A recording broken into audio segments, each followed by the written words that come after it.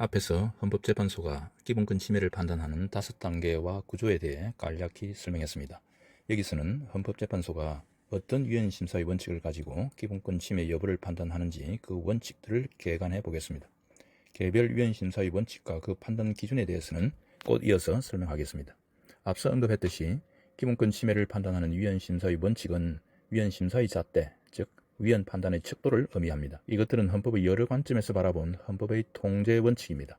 이들 중에는 헌법에 직접 근거를 둔 심사 원칙이 있는가 하면 때로는 헌법재판소가 민주주의와 법치국가 원리에 입각해서 도출해 낸 것도 있습니다. 심사의 원칙에는 과잉금지의 원칙을 비롯해서 꽤 많은 심사 원칙들이 있습니다. 입법권을 비롯한 공권력을 행사하는 국가기관은 이들 헌법 원칙을 모두 준수해야 합니다. 이 중 하나라도 위반하면 위헌성 판단을 받게 됩니다. 그만큼 우리 헌법은 민주적 정당성을 가진 국가 권력의 행사라도 법치국가의 원리에 따라 꽤 촘촘한 통제의 그물을 펼쳐놓고 있다고 할 수 있습니다. 물론 이 통제의 원칙을 적용하는 헌법재판소로서는 그 적용에 있어서 신중을 기해야 합니다. 민주적인 다수결의 원리에 따라 성립된 국가 권력의 행사를 쉽게 무효화할 수는 없기 때문입니다. 바로 이 지점이 민주주의 원리와 법치국가 원리가 서로 균형과 조화를 이루어야 하는 미묘한 지점입니다. 헌법재판에 있어서 민주주의 원리와 법치국가 원리의 긴장과 조화에 관한 논점은 중요한 논점이지만 여기서는 생략합니다. 기본권 침해 여부의 판단에 적용되는 일반적인 위헌심사 원칙으로는 8가지를 제시할 수 있겠습니다. 과잉금지의 원칙, 평등의 원칙, 명확성의 원칙, 소급입법 금지의 원칙, 신뢰보호의 원칙, 적법 절차의 원칙, 자기 책임의 원칙, 그리고 개별 사건 법률 금지의 원칙, 이것입니다. 이들 원칙은 주로 자유권적 기본권과 정치적 기본권 영역에서 적용되는 심사 원칙입니다. 물론 그 심사의 강도는 제한되는 기본권의 내용과 비중에 따라 엄격하기도 하고 또는 완화되기도 합니다. 어떤 경우에 엄격 심사를 하고 어떤 경우에 완화된 심사를 하는지는 일률적으로 말할 수 없습니다. 한국의 헌법재판소는 이 점에 관해 아직 통일된 기준을 가지고 있지는 않습니다. 다만 평등원칙의 적용에 있어서는 1999년의 제대군인 가산점 위헌 결정에서부터 엄격한 비례심사와 완화된 자위심사를 구별하는 기준이 마련되어 지금까지 유지되고 있습니다. 한편 법률에서 정해야 하는 기본권 제한에 관한 입법사항을 하위규범인 행정입법, 그러니까 대통령령, 총리령, 부령에 위임하는 경우에, 즉 기본권 제한의 입법권을 숙권하는 경우에 지켜야 하는 헌법적 통제 원칙이 있습니다. 하나가 의회유보의 원칙이고 다른 하나가 포괄위임 금지의 원칙입니다. 이 두 원칙은 법률의 숙권 조항에 대해 그 위헌 여부를 판단할 때 사용하는 위헌심사의 척도입니다. 그리고 법률로부터 기본권 제한의 숙권을 받은 수임 규정, 그러니까 행정입법이죠. 이 수임 규정이 숙권의 범위를 벗어나서 기본권을 제한하거나 또는 숙권 없이 기본권을 직접 제한하는 경우에 그 수임 규정은 법률 유보의 원칙을 위반하는 것이 되어 위헌 무효가 됩니다. 그 밖에 형사입법의 영역에서 특별히 적용되는 위헌심사의 원칙들이 몇 가지 있습니다.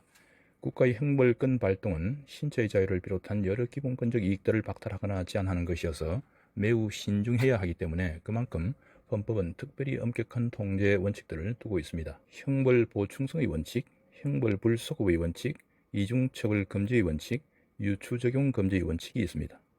또한 적법 절차의 특수 원칙으로서 영장주의 원칙, 무죄 추정의 원칙, 진술 강요 금지의 원칙, 미란다 원칙이 있습니다.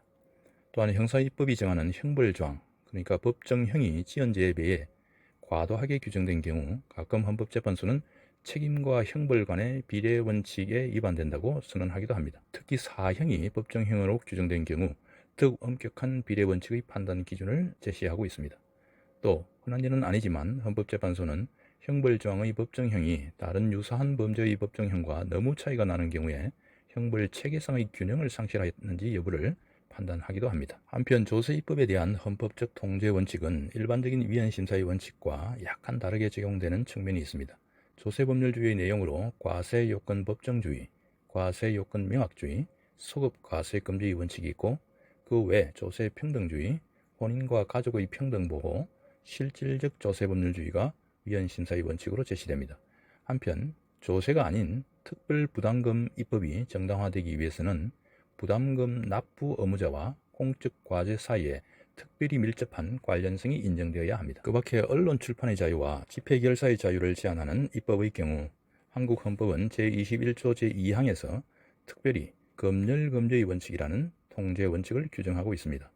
헌법재판소는 검열에 해당하기 위한 4가지 요건을 엄격하게 제시하면서 이 원칙의 적용 범위를 매우 좁히는 대신에 검열 요건을 충족하기만 하면 법익의 형량 없이 바로 위헌으로 결정합니다. 즉 헌법재판소의 해석론상 검열금지 원칙은 절대적 원칙입니다.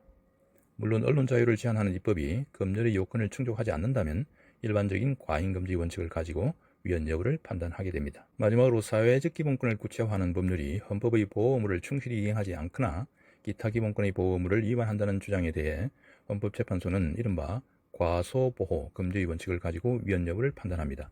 이 경우 그 판단 기준은 매우 완화된 심사 기준에 해당합니다. 이상 헌법재판소가 어떤 위헌 심사의 원칙을 가지고 기본권 침해 여부를 판단하는지 그 원칙들을 개관해 보았습니다. 헌법과 헌법재판에 대한 이해를 높이기 위해서는 이들 원칙이 왜 필요한지 그 헌법적 의의를 알고 나아가서 그 판단 기준을 정확히 이해하는 것이 필요합니다.